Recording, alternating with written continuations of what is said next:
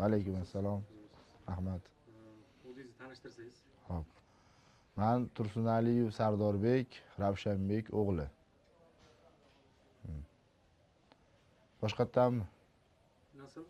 Güzel güzel. Devam. Sadece sana bakacak. Sadece sana. Fakat ben qarang, Hop. kameraga qarab olun. Sohbet ediyoruz biraz. Sohbet ediyoruz. Evet, evet. Neden darbaz oldu? Babası mı darbaz yaptı? Nima uchun darvozlik kasbini tanladingiz yoki bo'lmasam otangiz siz darvoz bo'lishini xohladilar? Biz endi yoshligimizdan shu bobom Tursunali polvon, dadam Ravshanbek Mamajonov polvon. Shu biz tug'ilibmizki, mana shu kasbning ichida 1,5 yoshimdan davraga chiqqanman. Rahmatli Tursunali polvon bobom qo'limdan yetalab davraga olib chiqqanlar. Biz polvonlik tanlamaganmiz, bilishimcha shu polvonlik bizni tanlagan deb o'ylayman. Shu yoshligimizdan shu bobomi, dadamni havas qilib, o'yinlarini, tomoshalarini ko'rib, qiziqib, havas qilib, biz ham shu kasbga muhabbat qo'yib, keyin polvon bo'lganmiz. Evet. Tamam. Doğru, güzel cevap. Güzel cevap. Aynen. Darbozluk, pehlivanlık onun için ne demek? Genel olarak değil, kendi kalbinde, özünde ne demek? Aytadilarki, darvozlik sohasi o'zi umuman olib qaraganda siz misol uchun siz uchun imindan o'zingiz shaxsiy uchun nima ma'noni anglatadi, ya'ni nima ma'noni tushuntiradi? Misol uchun sizni dunyoqarashingiz. Parvozluk, pehlivanlık ikisi de. Hop. Biz endi bobomiz shunday o'rgatganda, bu kasb juda ham muqaddas kasb. Bu kasbga nafaqat bu kasbga ham odam o'zini kasbiga mehr, muhabbat qo'ymasa, uni egallayolmaydi deydi-yu. Biz ham shu polvonlik kasbiga mehr qo'yganmiz, muhabbat qo'yganmiz. Shu bobolarimdan, dadalarimdan havas qilib shu kasbni o'rganganmiz. Savolni nima beruvdingiz? Esimdan ham chiqib qoldi savol. Misol uchun darvozlik Aha. sohasi umuman mana shu kasb siz uchun nima ma'noni tushuntiradi, ya'ni siz uchun Ma'no. nima ma'noni anglatadi? Ma'no, hop. Shu soha umuman. Halollik, darvozlik, polvonlik kasbi halollikda, poklikda o'rtaga chiqqandan keyin tomoshabinlar sizni olqishlab tursa, shuni o'zi katta narsa-da. Shu birinchi o'rinda halollik, poklik, kasbga muhabbat. Shu meni tushunim. Evet. Darbazlık, pehlivanlıkta en çok ne zorlamış? En çok zorlanan var. Kendi var ya, ağırlık kaldırıyor falan.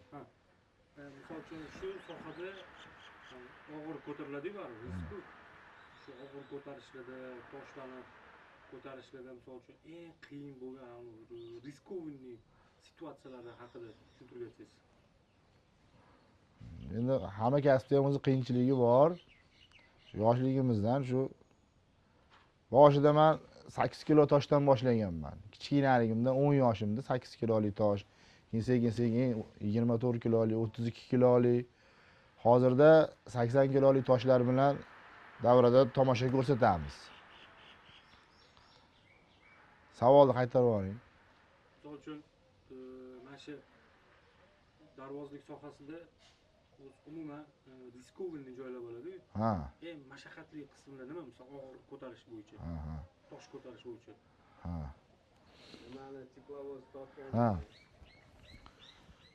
Endi har bitta tomoshada ham bo'ladi. Endi qiziq joyi bo'lgan rahmatli bobom Tursunali polvon shu pahlavonlar, bahodirlar musobaqasiga olib borganlar meni. Shu 22-23 yoshim esimda. Shunda musobaqaga borganmiz. Unda anaqa 350 kilolik balonlarni yumalatib, katta soqa tosh 100 kilolik, 150 kilolik toshlarni tepaga olib ko'tarib qo'yish. Poyezd 45 tonnalik poyezdni tish bilan tortish, shunaqa musobaqa bo'lgan. Shunda hech esimdan chiqmaydi. 4 ta toshni 3 tasini qo'ydimda, 4-chisini shu 120 kilolik toshni quchoqlab ushlab ko'tara olmay turganman. Shunda rahmatli bobom video mikrofonini olib shu musobaqa paytida "Ha o'g'lim" deb baqirganlarida haligi toshni shunday olib tepaga tap etib qo'yib qo'yganman. Buni o'zim bilmayman, Xudo biladi. O'shanda bir ko'zim oldi qorong'ulashib, shu endi nima demoqchiman, bu shu bobomning g'ayrati, shu orqada bizga paddeshkasi, ha o'g'lim, Luboy o'g'il otasi orqasidan ol deb tursa, albatta oladi, men bilaman buni. Shu bizni ham bobomiz ol o'g'lim, senga ishonaman, sen shuni qila olasan, senga ishonaman deganlari uchun shu toshlarni ko'tarib, o'sha 45 tonnalik boya ko'rsatdim, 45 tonnalik poyezdni tish bilan tortishda ham birinchi tortilmaganman, rosa uringanman.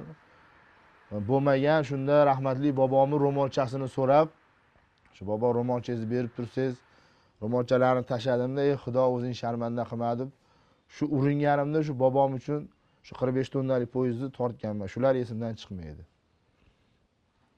Çok iyi abi. Çok iyi açıkladı. Tehlikesini soralım bize. Sordum şimdi. Sordum, tamam. Şey, hata yapmalıya girelim. Bir dakika.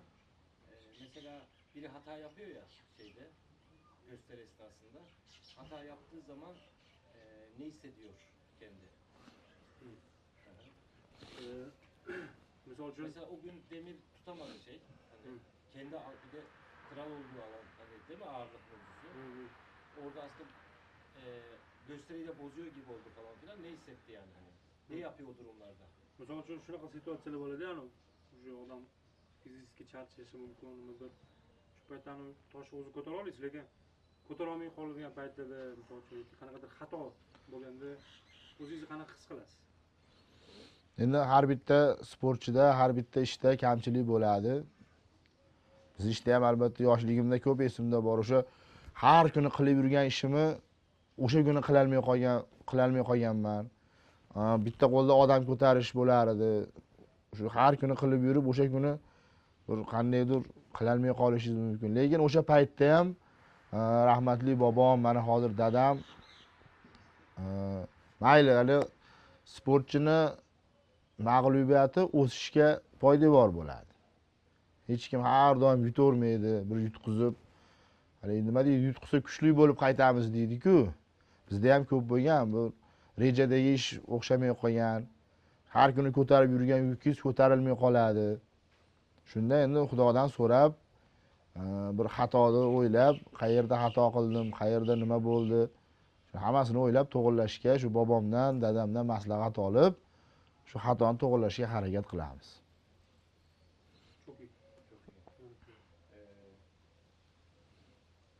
Şeyi soralım.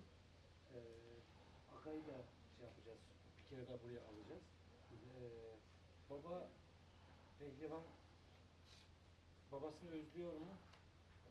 Bir de babasıyla ilgili bir hatırası var mı? Misal uchun iminda misol uchun har bitta insonni har bitta inson bilan misol uchun hayoti davomida bo'lib o'tgan voqea yoki bo'lmasa qanaqadir situatsiya yoki nimadirlar bo'ladi-yu hayotida yashaganda. Misol uchun iminda sizni, ya'ni o'zingizni va shu otangiz bilan bo'lib o'tgan eng такой samimiy o'zingizni ichingizda qolib ketgan o'sha xotiralar bo'ladi-yu. Eng yaxshi xotiralar siz uchun qanaqa xotiralar bo'lgan o'sha paytlarda?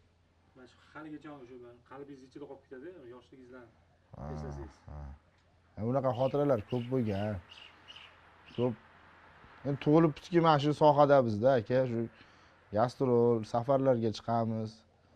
Shu sohada biz endi shu boyatganimdek esimdan chiqmaydigan narsa shu, rahmatli bobom ko'p musobaqalarga olib borardi. Shu tosh ko'tarish, shunaqa musobaqalarga olib borib, qo'limdan kelmaydigan ishda ham senga ishonaman, sen uddalaysan deb menga dalda berardilar, motivatsiya berardilar.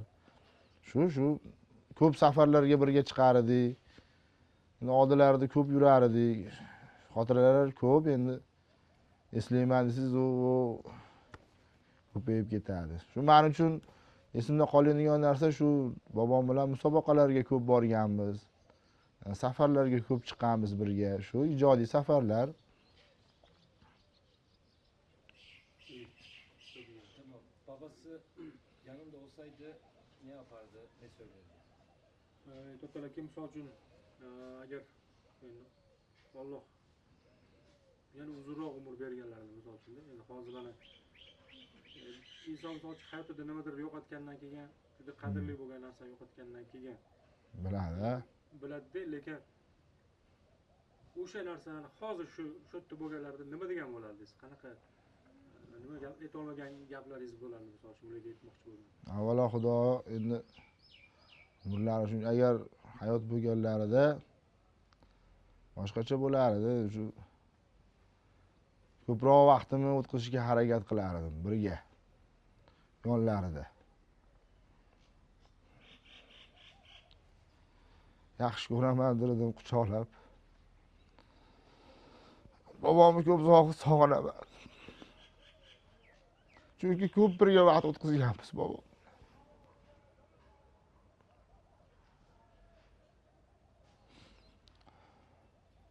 Men uchun bobomdaqa odam yo'q edi. Chunki hamma narsaga bobom o'rgatgan meni. Shu tosh ko'tarish ham, odam bilan muloqot.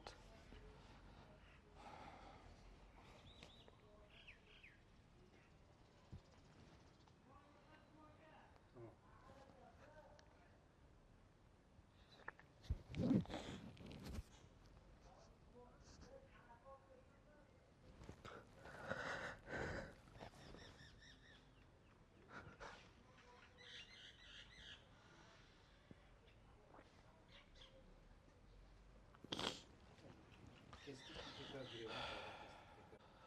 Anneyi soracağım şimdi. Bu işleri hep anneyle de yapıyorlar ya hani. Annesine dair ne hissediyor falan. Bu işlere nasıl destek veriyor, nasıl bir illüzyonisttir falan. İllüzyonisttir. Tamam anne önemli sorun.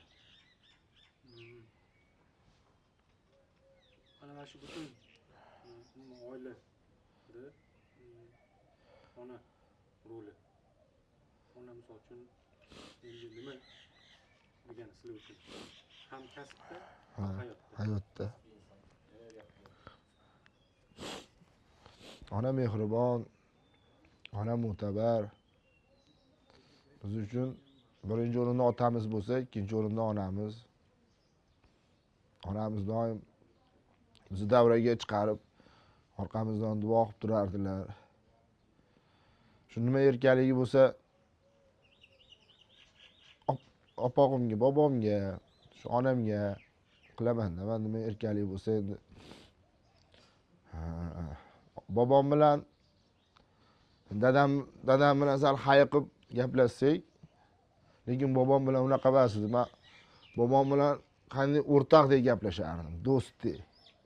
Bir ichimdagi dard bo'lsa, dadamga aytilmagan narsani bobomga aytardim.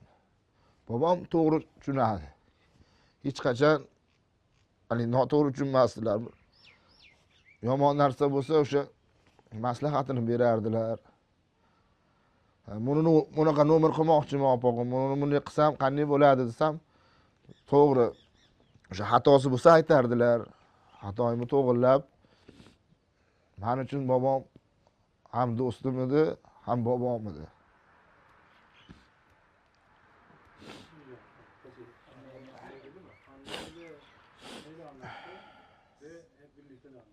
Peki annesine soralım. Hani herkes de değil ya annesi illüzyonist, gösteri sanatçısı falan. Bu anlamda sorsana annesini illüzyonist olarak nasıl buluyor? Söyledi mi insan olarak nasıl olduğunu falan annesi? Onu söyledi. Evet. Tamam. Sanatçı olarak, meslektaş olarak. Endi yana boshqa savol. Aha. O'zingizni onangizlar haqida o'zlarining kasblari bor-ku. O'sha kasblari haqida o'zingiz aytib bersangiz. Ha. so'zlasangiz. Onamning kasbi endi Ona haqida. asosan onam uy bekasi, lekin tikuvchilik, hamma narsadan xabarlari bor. Yoshligimda bizni kiyib yurgan sahna kiyimlarini ham onam tikib berardi. Hozir ham shu onam bilan maslahat qilamiz. Shu bizni sahna liboslarimizni onam tayyorlab, onam tikib beradi. Ona endi bu ta'riflab bo'lmaydigan narsa-da ona men uchun. Ularni misol uchun illüzyonist kasblar bor-ku. Aha. Bu o'sha kasb haqida gapirib bering. Endi buvamizni yoshligimizdan bilamiz, shu ilonlarni o'ynatib, shu illyuziya fokus o'yinlarini qilib yurardilar. Hozirda endi duogo'yimiz. Biz sahnaga chiqishdan oldin duo qiladilar, o'sha yerda bizni qo'llab-quvvatlab turadilar. Kamchilik bo'lsa aytadilar. Bizni imijimiz ustida ishlaydigan shu buvamiz bo'ladi. Bir de ben şunu merak ediyorum. Gene meslektaş olarak hani gösterilerde illüzyon yapıyor ya hani sahnede ilk galiba değil mi hani? O ilk olması millet nasıl buluyordu yani hani anasını? Misol uchun baribir bunaqa soha misol uchun kamdan kam insonlar qiladida, kamdan kam insonlarni qo'lidan keladi. Hammani ham qo'lidan kelavermaydi. Hamma ham eplab ketadigan ish emasda o'zimdan qaraganda. Onangizni misol uchun o'zlarini kasblari borki, illyuzion. Aha. Xalq tomonidan qanaqa ko'riladi? Hamisha olqishlar hozirgacha gapirishadi-yu, sizni buvingiz oldin ilon o'ynatgan, oldin fokus o'ynatgan. Hamisha yaxshi gaplar eshitamiz.